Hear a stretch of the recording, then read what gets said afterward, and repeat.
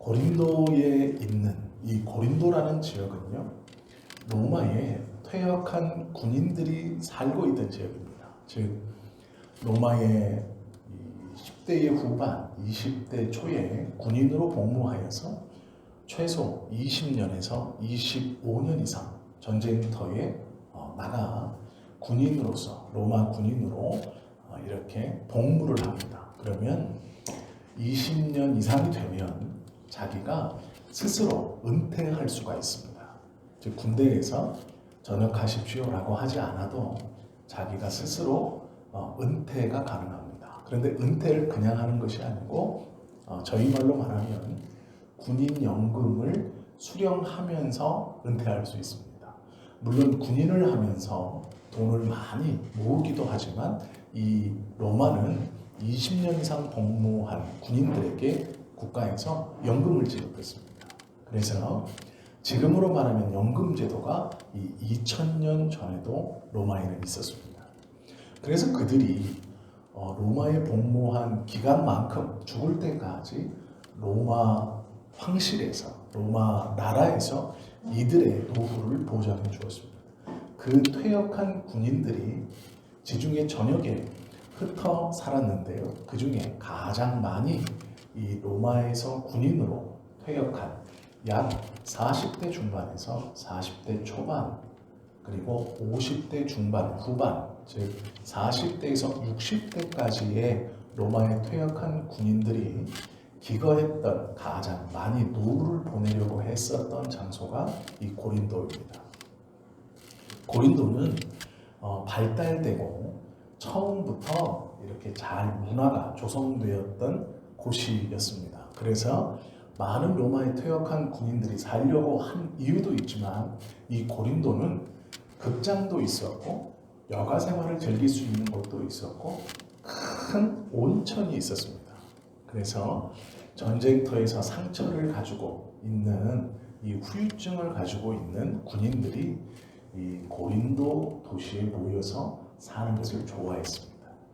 뜨거운 온천도 근처에 있고 또 우리로 말하면 목욕탕 문화가 굉장히 발달한 곳이 이 고린도입니다.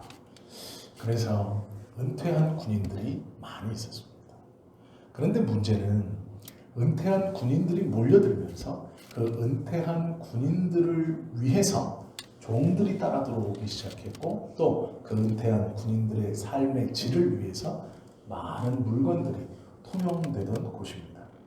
그리고 또한 고린도에 있던 대부분의 사람들은 로마의 사상을 충성스럽게 거의 맹신하듯이 믿고 있는 사람들이었습니다. 그럴 수밖에 없는 것이 군인이라고 하면 국가에 대한 충성과 수반에 대한 충성이 자연적으로 교육되어진 사람들입니다. 특별히 그 당시의 로마의 황제는 신의 아들이라고 지칭하면서 그 황제 또한 신이라고 믿고 가르쳤던 시대입니다. 군인들에게 그 황제는 절대적인 복종을 해야 하는 사람이었습니다. 그러기에 이 고린도에 모여있는 대부분의 사람은 로마라는 국가에 대한 절대적인 신뢰와 또 자신들의 노후를 책임져주고 있는 고마운 존재이며 그 로마의 황제는 신과 같은 신뢰를 보내고 있는, 그리고 신뢰를 충분히 보낼 수 있는 그러한 존재였습니다. 고린도에 모여있는 사람들의 일반적인 사고방식이 로마 본토의 사람들과 조금도 다르지 않았습니다. 아니 어쩌면 로마 본토에 있는 사람들보다 더 로마적인 사고를 하고 있는 사람들이 고린도에 있는 대부분의 사람들이었습니다. 그들은 로마에서 가르쳐주는 것을 절대적인 것으로 믿었습니다. 그들의 내세, 현세, 그들의 과거는 모두 로마에서 가르쳐주는 그리스 로마 신화를 바탕으로 성장했고 그들이 믿는 신들 또한 그 그리스 로마 신화라고 부르는 그 그리스 신화를 중심으로 천국에 관한 것, 지옥에 관한 것, 인간 세상에 관한 것, 그것들이 자리 잡아져 아주 견고한 성처럼 그들의 사고방식이 딱딱하게 굳어진 사람들입니다. 그 사람들이 가장 많이 모여 살던 도시가 고린도입니다. 이 지역에 복음이 들어간 것이죠. 복음이 들어가면서 바울이 강조한 것이 십자가입니다. 가만히 생각해 보십시오. 우리들에게 십자가는 예수님께서 우리의 죄를 대신 지고 죽음을 맞이하신 곳입니다. 그런데 우리에게 십자가는 기독교의 심벌이 되었습니다. 즉 교회를 설립하고 그 교회를 여기에 교회가 있습니다 라는 것을 알리기 위해서 가장 꼭대기에 십자가를 세웁니다. 그리고 그 십자가가 주변에 눈에 잘 띄게 하기 위해서 지금은 붉은색이 아니라 흰색이나 파란색이나 아이보리색으로 하기도 합니다. 우리가 목에 달고 다니는 십자가는 금으로 되어 있죠. 대부분 금 아니면 은입니다. 금과 은이 아니더라도 반짝이는 보석을 중간중간에 박아서 아름답게 보이기도 합니다. 그러나 엄밀히 말하면 초대교회의 상징은 십자가가 아니라 수탉이었습니다. 원래 기독교의 상징은 십자가가 아니었고 수탉이었습니다. 수탉이기 이전에 다른 지역에서는 물고기를 교회의 상징으로 썼었습니다.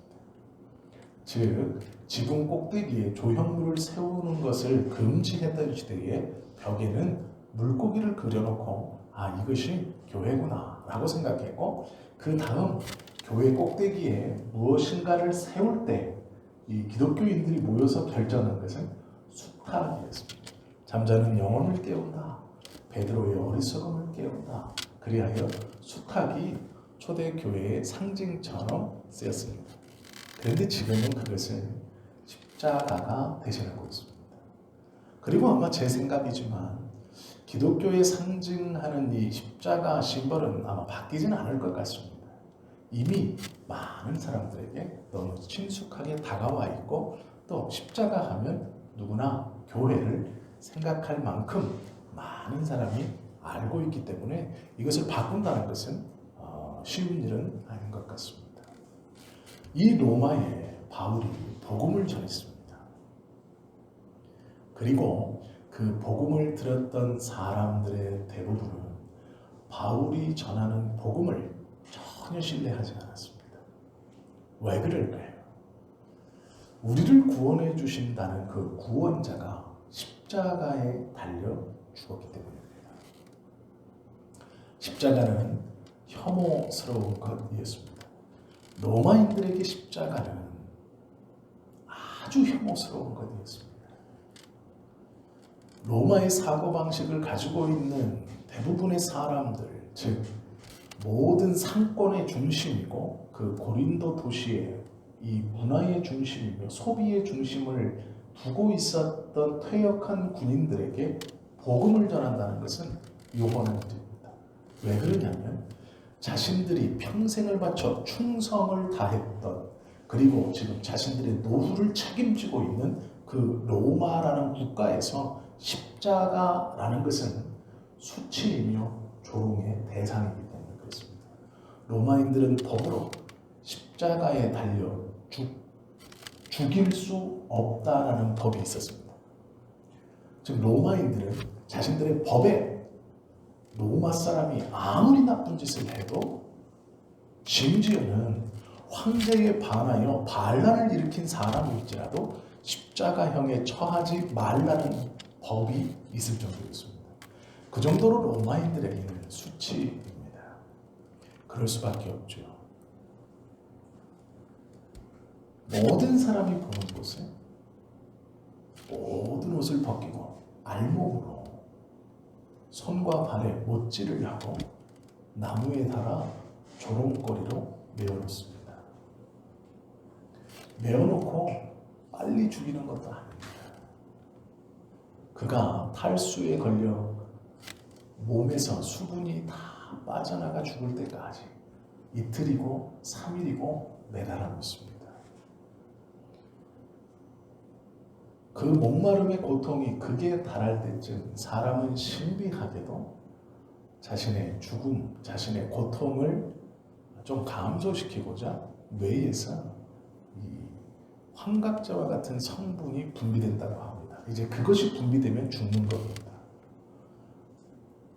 3, 4일 몸이 말라갈 때까지 고통 가운데 나무에 매달려 지나가는 사람들의 조롱과 수치를 받으며 있었던 그 사람이 마지막 1분여 정도를 환각에 사로잡혀 헛소리를 지르고 난 다음 그 헛소리가 잠잠해지면 이제 죽은 겁니다. 그러면 이가 정말로 죽었는가를 확인해 보기 위해서 다리를 부러뜨립니다.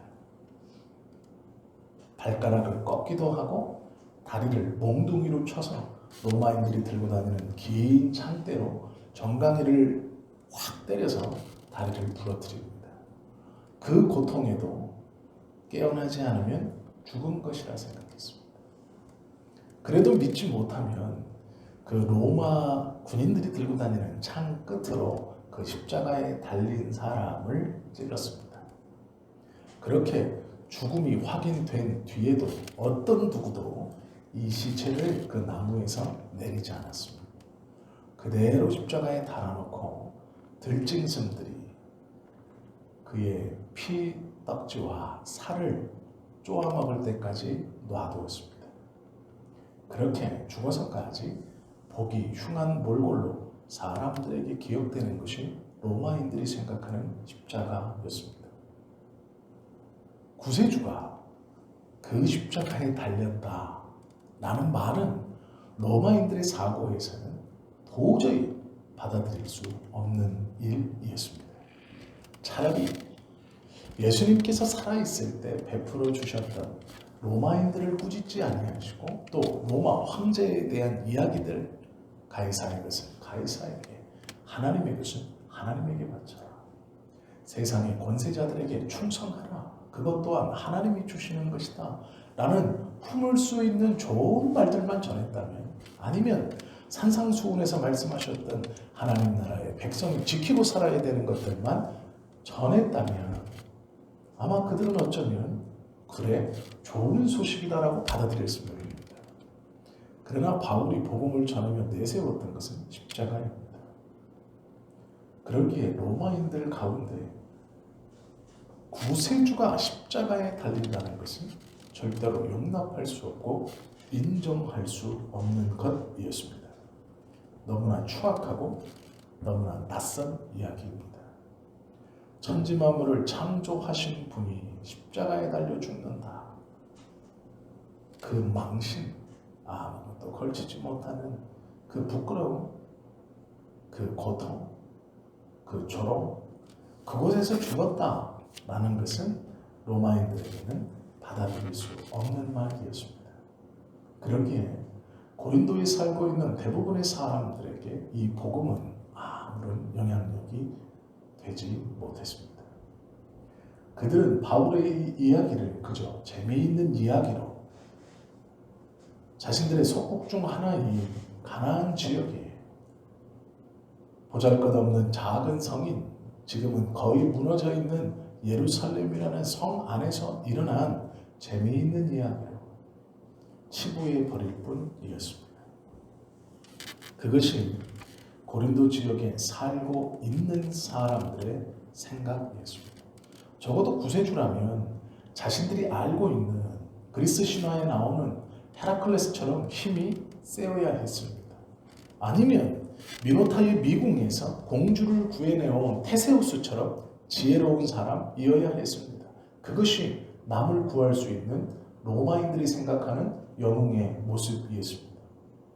헤라클레스와 같든지 테세우스와 같든지 그렇게 멋지고 힘이 세고 지혜로운 사람이어야 자신도 구하고 남도 구할 수 있는 영웅이 될 수 있고 구세주가 될 수 있을 것이라고 로마인들은 생각했습니다. 그 생각에 비추어 예수님은 너무나 보잘것없는 분입니다.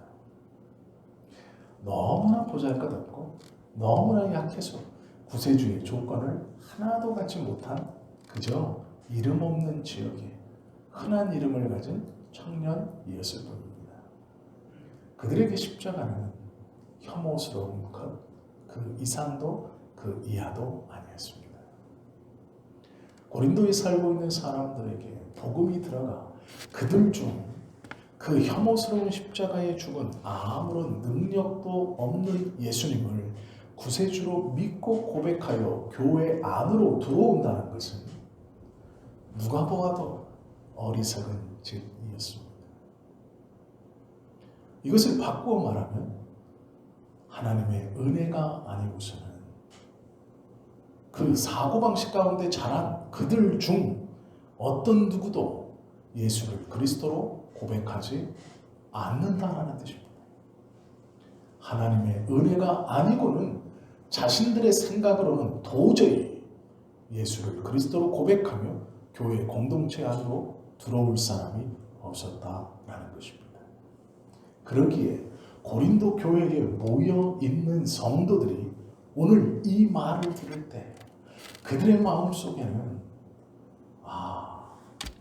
내가 그 혐오스러운 십자가에 달려 죽은 아무런 능력도 힘도 발휘하지 못하는 그 예수를 하나님의 아들로 고백하고 나의 구세주로 고백할 수 있음은 전적인 하나님의 은혜라는 것을 고백하지 않을 수 없다는 것입니다. 고린도 교회라는 것은 그 사람들이 모여있는 교회입니다. 유대인들에게 십자가는 부끄럽다라고 이야기합니다. 유대인들이 기다리는 메시아상이 있습니다. 강력한 권한을 가지고 있는 모세처럼 강한 리더십을 가지고 애굽에서 우리 이스라엘 과거 자신들의 조상들을 출애굽시켰던 그 모세와 같은 강력한 카리스마, 또한 애굽의 군대가 말과 병거를 타고 쫓아왔을 때 홍해를 가르고 그 홍해를 다시 합침으로 그들을 몰살시켰던 그 모세와 같은 능력의 구원자, 즉 우리를 압제하고 성전을 회파하고 하나님께 나아감을 방해하고 있는 하나님의 선택된 백성이 우리가 하나님을 잘 믿는 것을 방해하고 있는 이 로마에서 우리를 모세와 같이 해방시켜줄 메시아를 기다리고 있는 것이 유대인들이었습니다. 그들이 바라는 메시아는 강력한 리더십을 가진 모세와 같은 메시아였습니다. 그들에게 예수님은 너무나 보잘것없는 사람이었습니다. 그리고 그 예수님은 유대인들의 기준에서 해방시켜야 할 로마를 뒤집어 엎는 사람이 아니라 그 로마에서 가장 수치스럽게 여기는 십자가에 달려 죽을 때까지도 아무런 반항도 해보지 못하는 무능력한 사람이었습니다. 그 무능력한 예수는 절대로 구세주가 될 수 없었습니다. 유대인들이 기다리던 메시아가 될 수 없었습니다. 그들이 바라고 꿈꾸던 모세와 같은 강력한 카리스마와 리더십을 가지고 자신들을 로마에서 해방시켜줄 구세주가 아니었습니다. 그들이 바라보는 예수는 십자가에 달려 돌아가 죽기까지 자신의 죄를 인정한 죄인일 뿐이고, 또한 그 십자가에 달려 죽을 때까지 미련스러움을 떤 사람밖에 되지 못했습니다. 그 예수가 데리고 다니는 사람들은 불황자였습니다. 아무런 힘이 되지 못하는 사람들입니다. 여자와 어린아이를 주렁주렁 달고 다녔습니다. 배우지 못하고 거친 사람들, 하루에 한 끼 끼니를 때우기 위해서 그것을 고민하고 그것을 위해서 하루하루를 살아가던 사람들을 제자들이라 몰고 다녔습니다. 유대인들에게 예수는 절대로 기다리던 메시아가 아니었습니다. 그는 미련한 남자였습니다. 십자가에 달려 죽기까지 그는 그 미련함을 버리지 못하고 십자가에서 치욕스럽게 죽은 어쩌면 유대인 중에서도 하나님께 벌을 받아 나무에 달려 죽는 신성모독한 벌을 받고 있는 젊은이에 불과했습니다. 유대인들에게 예수는 아무런 집중할 만한 구세주의 어떠한 모양과 꼴을 보여주지 못하는 그러한 청년 예수입니다. 이 유대인들 중 그 예수를 성경에서 기록하고 예언해 놓으신 자기들이 기다리고 있었다. 그 예수님이라고 고백하고 그 예수님을 하나님의 아들로 믿고 교회 공동체로 모인다는 것은 불가능에 가까운 일입니다. 그러나 이 또한 그 유대인들 중 그 예수님을 하나님의 아들로 고백하고 나의 구세주로 고백하며 모여 고린도에서 함께 교회 안으로 들어와 있다라는 것은 일방적인 하나님의 은혜가 아니고는 불가능한 일입니다. 원래 고린도에 살고 있었던 본토인들이나 유대교를 믿고 있었던 유대인들이나 이 두 그룹 모두 예수를 그리스도로 고백하는 일은 불가능한 일입니다.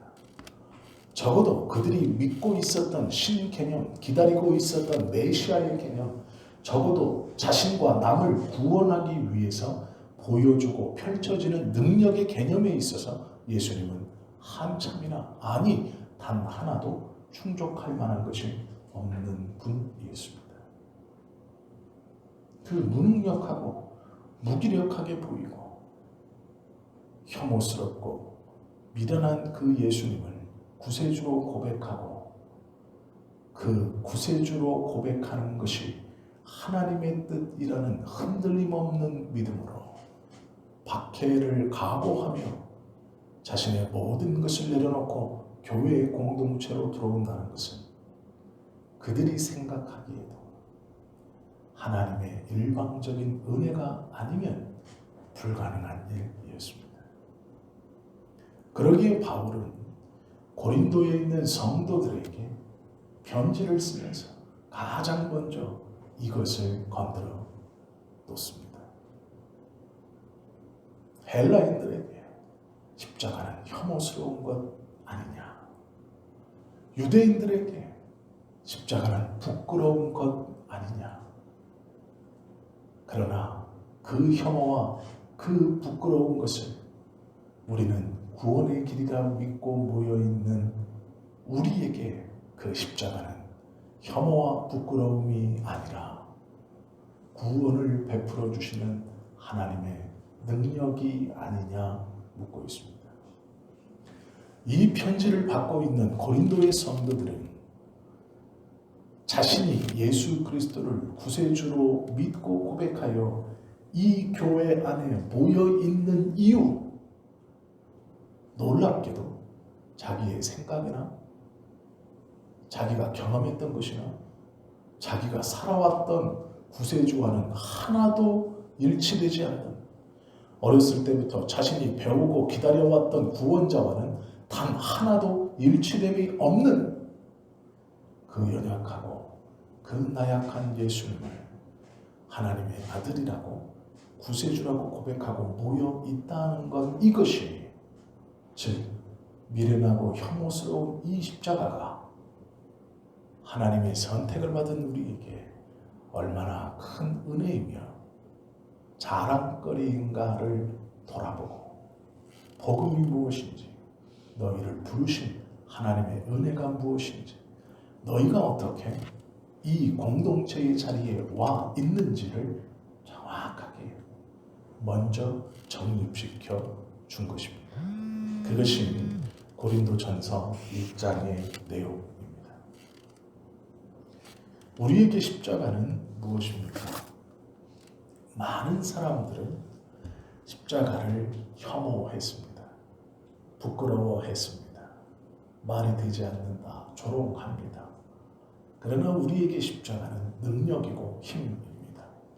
오직 그 십자가만이 영혼을 구원시킬 수 있고 나뿐 아니라 다른 이의 영혼을 구원하는 유일한 길입니다. 예수님께서 십자가에 달리셨을 때 달리신 예수님을 보고 많은 사람들은 생각했습니다. 저는 죄인이다. 십자가에 달렸기 때문에 저는 죄인이었습니다. 그는 부끄러움이었습니다. 그는 수치를 당하고 있는 중이었습니다.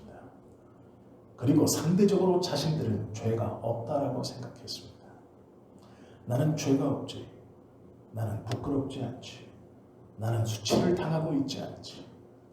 저 십자가에 달린 저 사람은 벌거벗어 수치를 당하고 모욕을 당하고 죄가 있기 때문에 저 십자가에 달려 비참한 죽음을 맞이하지만 나는 상대적으로 그렇지 않지라고 생각했을 것입니다. 그러나 하나님께서 보시는 눈은 반대입니다. 십자가에 달려 수치를 당하고 있는 예수님은 아무런 죄가 없는 분입니다. 오히려 그 십자가 밑에서 죄인을 바라보는 눈빛으로 바라보는 그 수많은 사람들이 죄인이었습니다. 그들이 부끄러움이었습니다. 그들은 혐오를 받고 있는 중이었습니다.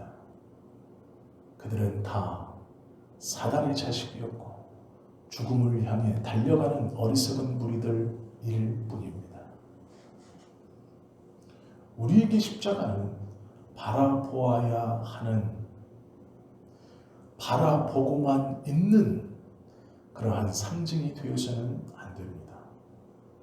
우리도 만약 십자가를 바라보고만 있다면 고통은 제 가지고, 고통은 저 가지고, 헌신은 저가 하고, 봉사는 저가 하고, 나는 그 십자가를 상대적인 의인의 마음으로 바라보겠다라는 것은 어리석은 것입니다.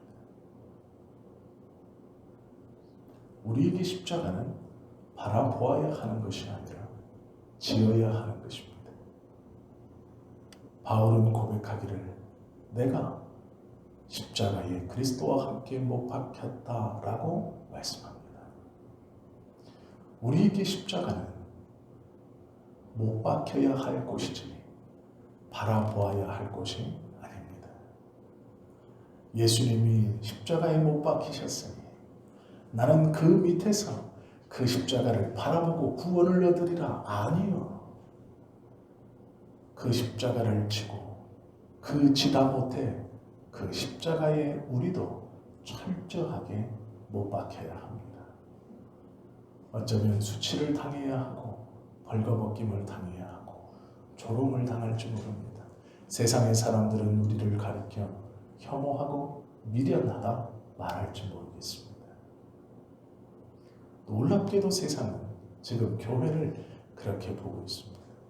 그러나 놀라울 것 없는 것이 언제나 세상은 교회를 그렇게 바라봤습니다. 혐오하는 십자가는 우리가 가까이 꼭 붙들고 지고 결국 우리가 지고 가는 그 십자가에 우리가 못 박힐 때 우리는 예수 그리스도를 온전히 따르는 하나님의 백성이라고 자신 있게 말할 수 있는 믿음의 사람이 되는 것입니다. 우리에게 십자가는 부끄러움이 되어서는 안 됩니다. 우리에게 십자가는 하나님의 지혜입니다. 우리에게 십자가는 하나님께서 유일하게 구원의 길을 베풀어 놓으신 귀하고 복된 것입니다. 고린도전서 1장 18절부터 25절은 이렇게 기록되어 있습니다. 십자가의 도가 멸망하는 자들에게는 미련한 것이요 구원을 받는 우리에게는 하나님의 능력이라. 기록된 바 내가 지혜 있는 자들의 지혜를 멸하고 총명한 자들의 총명을 패하리라 하였으니 지혜 있는 자가 어디 있느냐? 선비가 어디 있느냐? 이 세대의 변론가가 어디 있느냐? 하나님께서 이 세상의 지혜를 미련하게 하신 것이 아니냐? 하나님의 지혜에 있어서는 이 세상이 자기 지혜로 하나님을 알지 못하므로 하나님께서 전도에 미련한 것으로 믿는 자들을 구원하시기를 기뻐하셨도다. 유대인은 표적을 구하고 헬라인은 지혜를 찾으나 우리는 십자가에 못 박힌 그리스도를 전하니 유대인에게는 꺼리끼는 것이요 이방인에게는 미련한 것이로되 오직 부르심을 받은 자들에게는 유대인이나 헬라인이나 그리스도는 하나님의 능력이요 하나님의 지혜니라. 하나님의 어리석음이 사람보다 지혜롭고 하나님의 약하심이 사람보다 강하니라. 아멘. 로마인도 유대인도 교회 공동체에 들어와 있음은 하나님의 일방적 은혜입니다. 그들의 총명함이나 똑똑함이나 지혜와 그들의 경험으로 예수를 그리스도로 십자가를 구원의 상징으로 붙들 수 없는 것입니다. 오직 하나님의 은혜만이, 하나님께서 창세전에 선택하신 그 놀라운 예정만이 우리를 붙들어 하나님의 은혜 아래로 내려놓는 것입니다.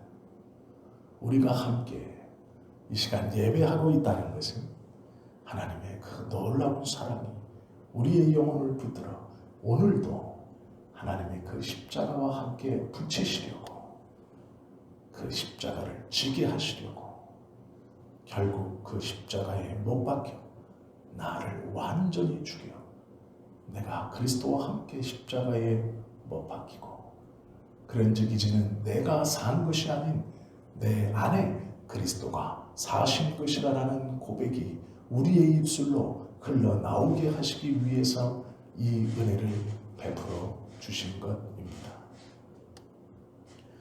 예수님을 믿는다는 것은 우리 어떠함으로 되지 않습니다. 과거에도 그랬고 현재에도 그럴 것이고 미래에도 그럴 것입니다. 십자가는 세상에서 미련한 것입니다. 그러나 우리들에게 십자가는 너무도 귀하고 복된 하나님의 은혜의 상징입니다. 예수님께서 친히 우리의 구원을 위해 이 세상에 보여주신 구원의 확증입니다. 그 십자가를 마음에 붙들고 그 십자가를 지고 결국 그 십자가의 주인과 함께 못 박혀 내가 사는 것이 아닌 그리스도가 내 안에 사는 것입니다 라고 고백하는 진짜 신앙을 가지고 있는 하나님의 진정한 백성들이 모여 있는 곳이 교회가 되어야 할 것입니다. 그 교회가 우리 성지 교회가 되어야 합니다. 그리고 그 귀하고 복된 성도님들이 다 되시기를 예수님의 귀하고 복되신 이름으로 축원합니다. 기도하겠습니다.